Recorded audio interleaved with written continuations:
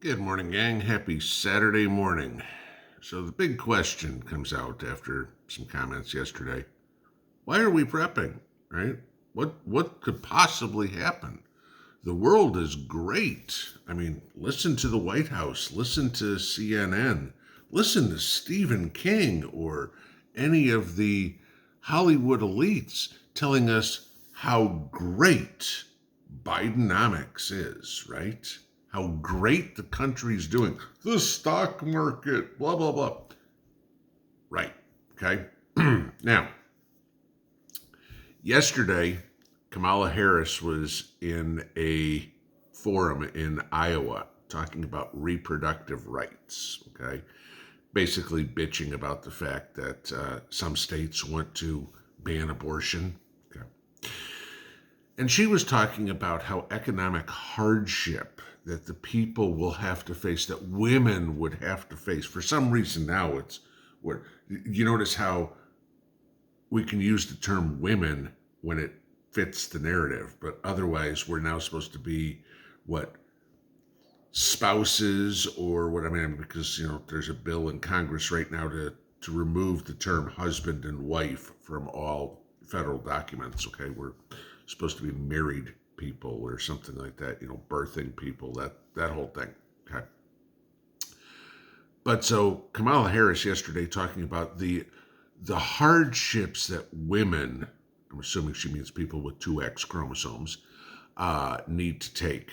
This is her quote. I want to get into this for a second. This is what she said.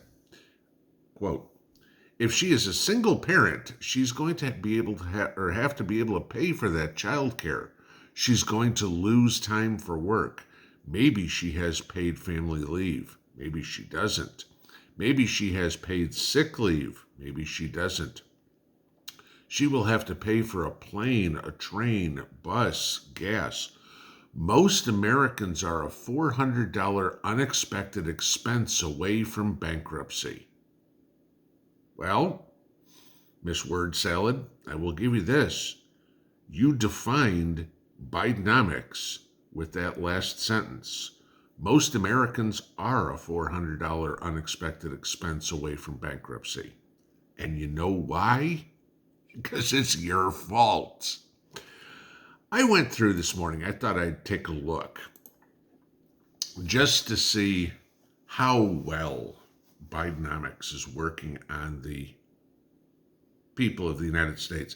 How, all the, inflation's down. It's down at 3%. Congratulations, Joe. You can't take credit for something, for a problem you caused, okay? You caused inflation to go up to 9% last summer. You don't get credit for bringing it down to 3% when it was at 2% when you took office, okay? So yes, inflation is still higher under Bidenomics than it was under the last president. But let's take a look at something. Let's just take a look at the average American, okay? What it costs, what my daughter, your kids, your grandkids, let's take a look at what anybody, especially the younger generation, the millennials who love Biden so much because he's doing such a great job because Orange Man tweets were so bad. Okay. And I give you this, and I'm comparing the last day of the Trump presidency to today. Okay. So exactly everything is what happened only during the Biden presidency. January 2020, the average price for a starter home across the United States was $215,000. Today, it's $243,000. Okay, so there's 20% increase in the cost of a house. The mortgage rate in 2021 was 2.842%. The mortgage rate yesterday for a 30-year mortgage was 7.34%. Okay, so housing prices have gone up by 20%, and mortgage rates have tripled. In 2021, to buy a starter home, remember me saying if you're going to buy a house now, okay, your mortgage payment on a 30-year mortgage would have been $918. To buy that exact same house today, your mortgage payment would be $1,898, more than double every month for 30 years. So if you want to pay an extra $250,000 on your starter home, you buy it now. Fortunately, we can't have time travel and you can go back to when we had a real president. Okay. But let's take a look at some other things. We all know the cost of groceries, right? And you hear all the liberals coming out and saying, well, the grocery prices are coming down. We're back to normal. Really, we are. Grocery prices are coming down today. Right? That's what they're telling us, that they're down, back to normal. Average food bill for a family of four, January 20th, 2021, was $7,700 a year. The average food bill for a family of four on July 29th, 2023 is $13,450. Okay? Those are USDA numbers. The government, those are their numbers, that the cost of food has almost doubled in the 2.5 years that Joe has taken. But remember, inflation's at 3%. Let's talk about a car. You want to go buy a new car? Well, in January 2021, the average car would have cost you $40,857. As of yesterday, the average new car cost you $47,000. Like anybody can afford a new car anyway, right? So nearly 20% increase in the cost of a vehicle. Let's talk about gasoline. Got to run that car somehow, right? Last day of Trump presidency, gas was $2.37 a gallon nationally. Diesel was $2.69. Yesterday, $3.74 for gas and $3.91 for diesel.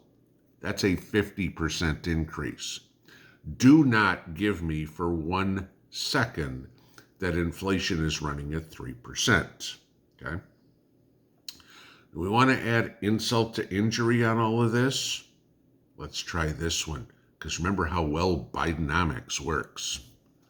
The average household income on the last day of the Trump presidency was $67,521.